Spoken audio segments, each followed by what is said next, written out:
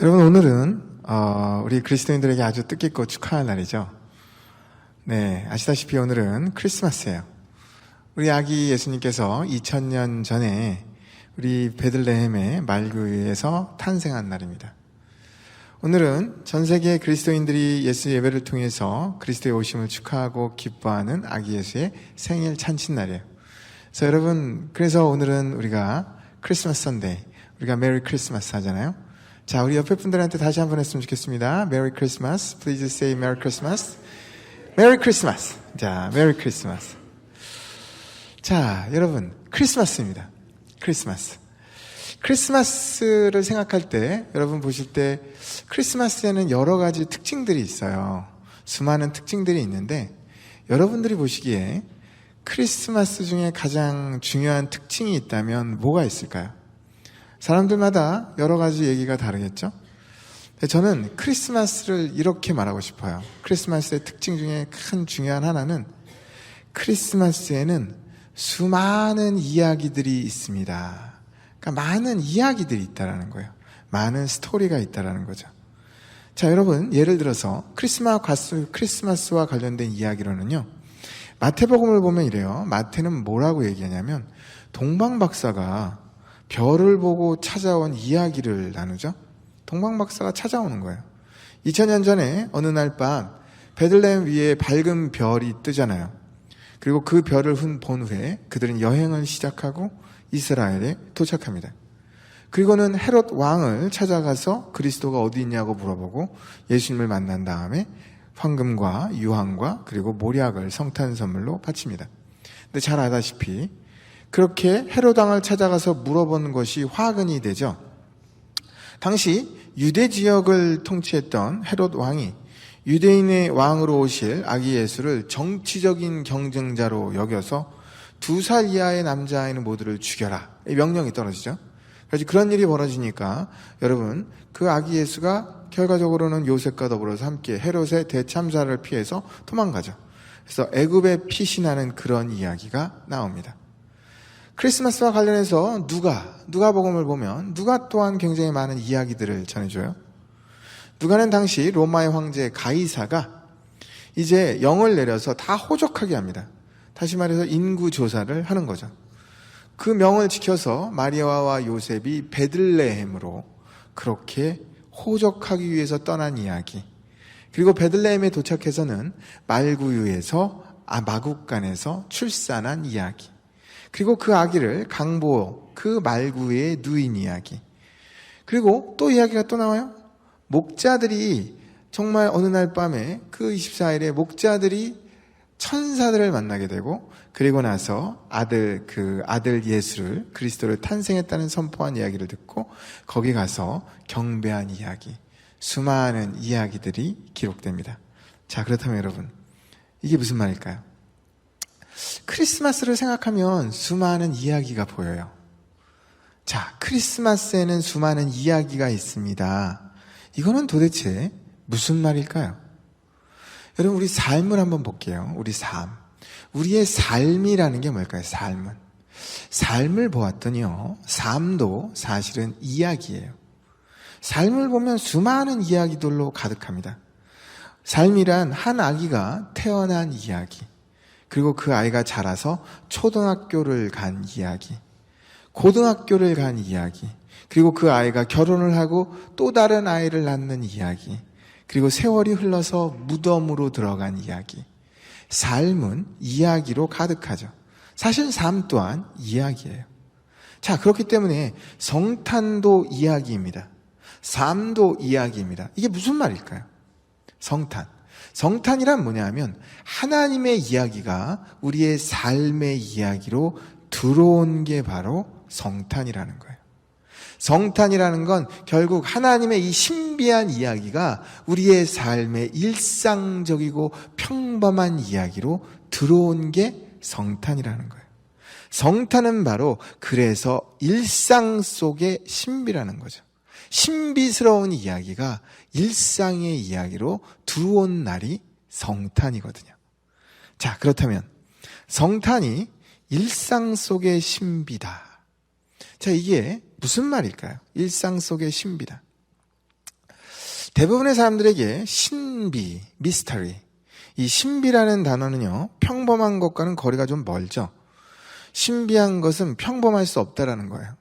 다시 말해 우리들에게는요, 보통 우리는 굉장히 이원론적으로 생각합니다. 신비로운 거하고 평범한 거, 이건 다른 거지. 영적인 거하고 육적인 거, 이런 다른 거지. 하늘나라하고 세상, 이건 완전히 다른 거지. 우리는 이원론적인 마인드를 가져요. 그래서 이원론적인 문제를 가지고 삽니다. 자, 이원론적인 문제의 가장 큰 문제는 뭐냐면 영적인 것과 육적인 것은 다른 거로 서로 조화로울 수 없다라는 거예요. 세상과 하늘나라는 도저히 같이 갈 수 없다라는 거예요.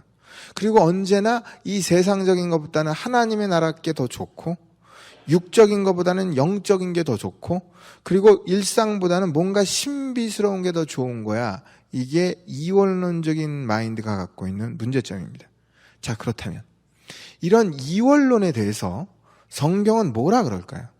기독교는 이원론적인 것을 그냥 나쁜 것으로만 볼까요? 기독교에 있어서 기독교는 이원론적인 인식을 거부합니다. 분명 기독교에서도요, 선과 영이 있어요. 선하고 악한 게 있습니다. 영과 육이 있어요. 그러니까 이원론적인 것처럼 보여요. 그런데 여러분, 성경으로 보면, 기독교적으로 보면 영과 육, 세상과 하나님 나라, 이 모든 것, 이거는요, 완전히 구분되지 않습니다. 굉장히 연결되어 있고 조화로워요. 제일 쉬운 예로 이원론에서 하늘나라는요, 좋은 거예요. 선한 거죠.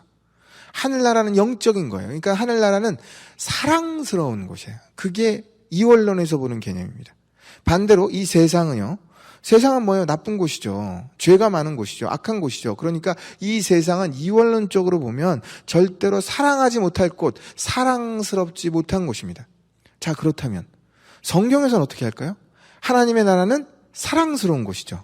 그런데 이 세상, 하나님이 이 세상을 이처럼 어떻게 해요? 사랑하잖아요.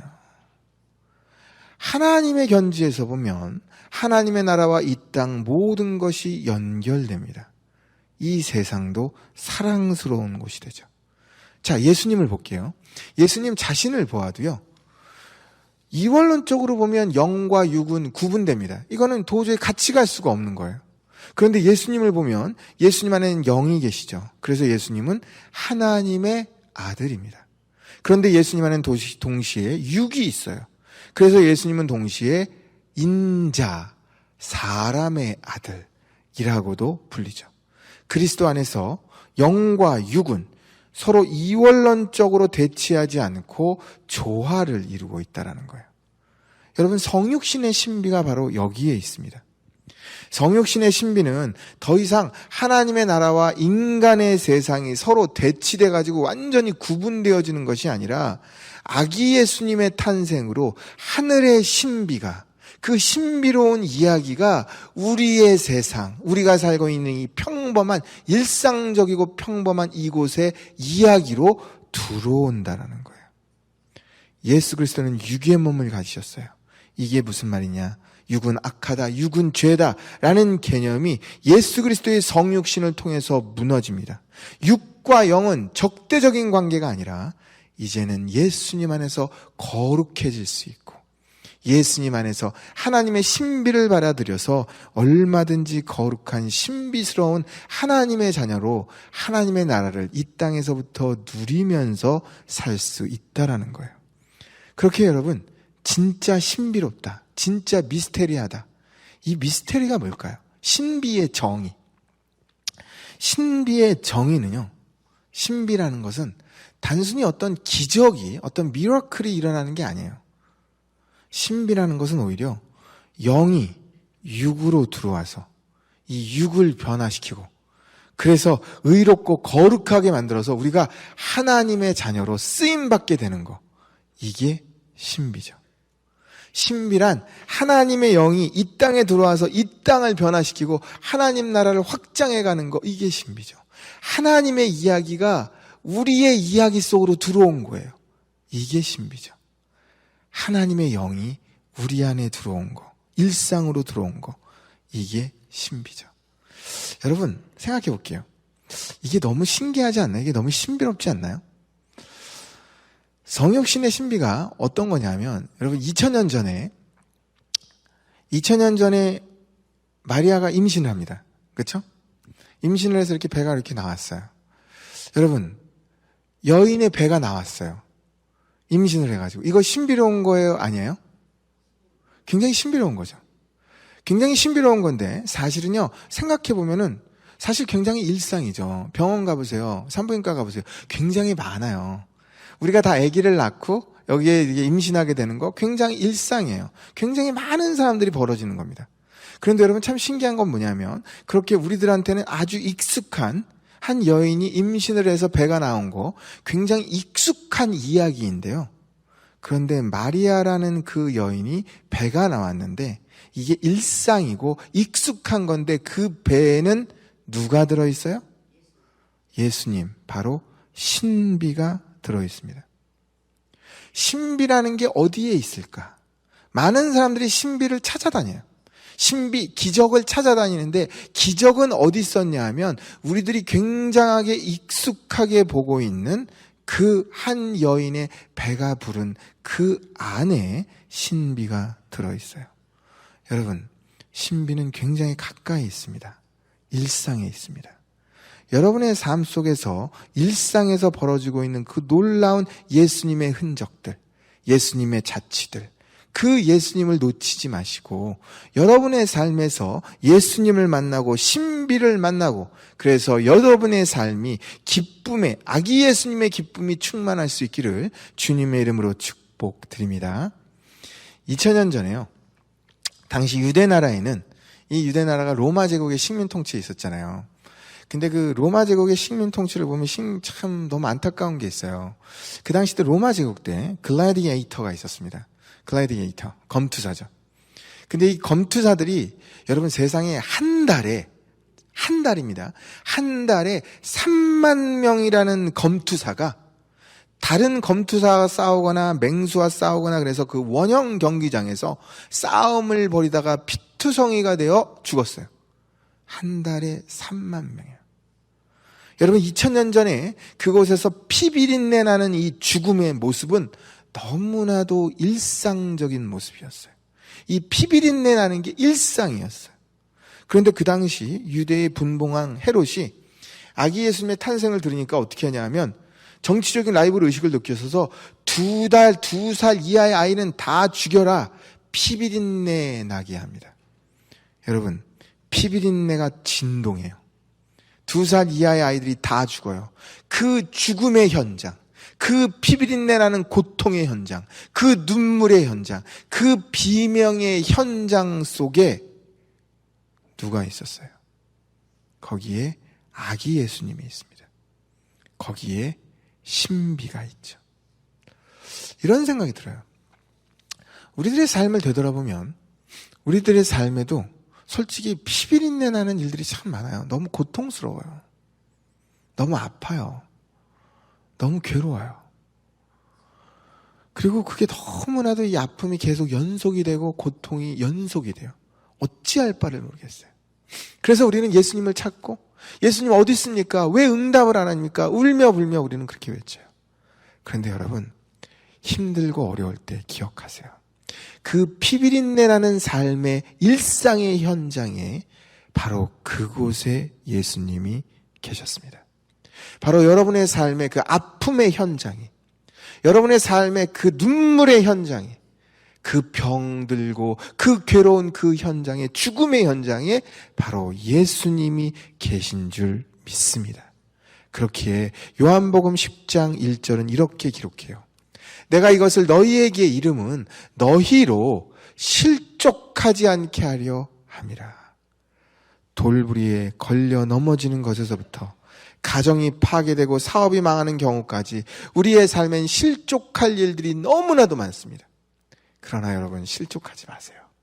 바로 그 현장 속에 신비가 있습니다. 예수님이 계세요.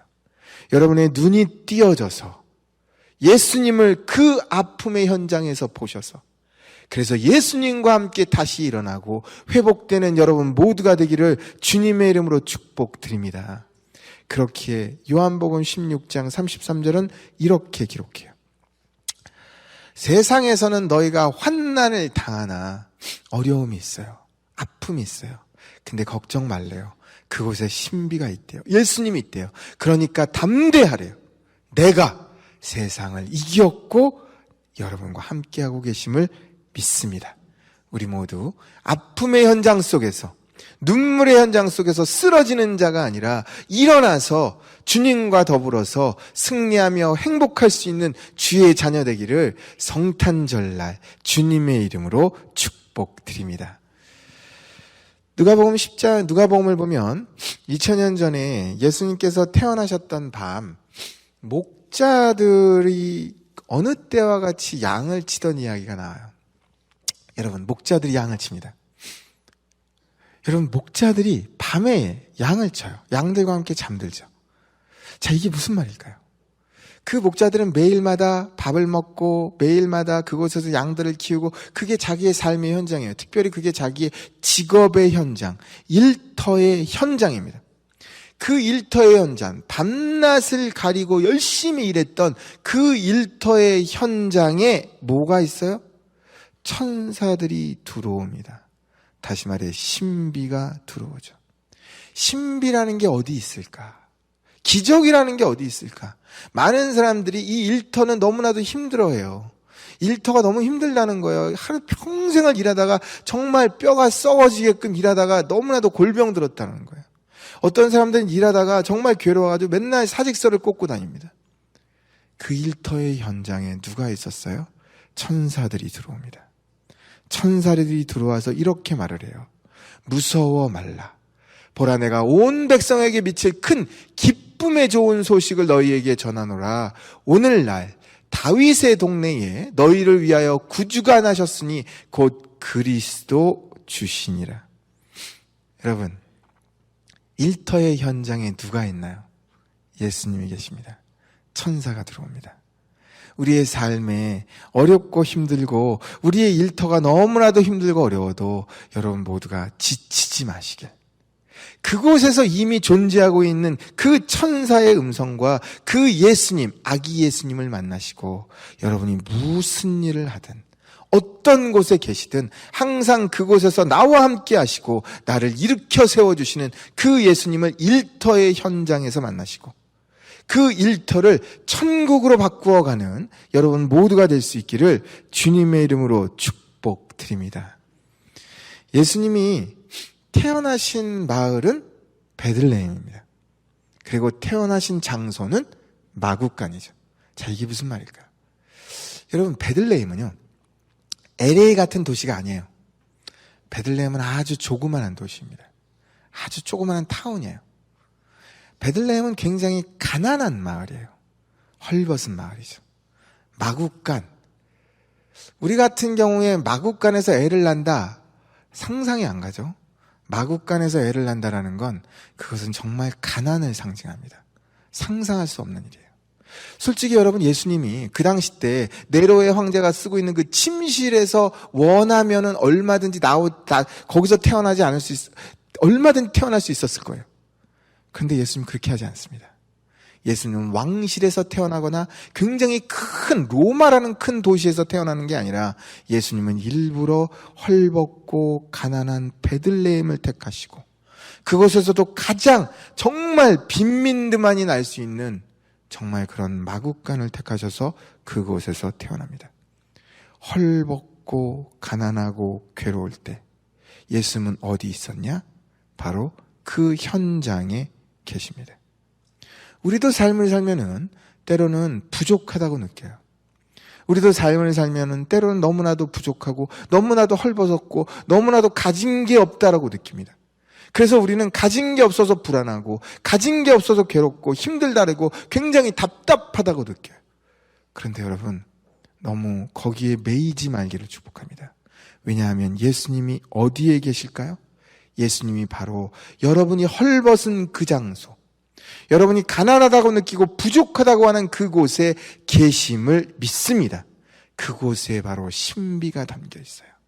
그래서 현장만 보고 가난과 어려움 때문에 눈물 짓는 우리들이 아니라 그 현장과 가난 속에서도 이미 함께하고 계신 예수님을 보시고, 그래서 예수님으로 위로받으시고, 예수님으로 일어나시고, 예수님으로 다시 주님과 함께 일함으로 승리하고 성공하는 여러분 모두가 될 수 있기를 주님의 이름으로 축복드립니다. 여러분, 예수님께서 이제 베들레헴에서 특별히 이제 그 마국간에서 그래서 이제 태어났어요. 태어났을 때 이런 생각이 들었어요. 예수님이 딱 태어났을 때 아기들이 태어나면 울 때 어떻게 울어요? 무슨 소리를 하죠?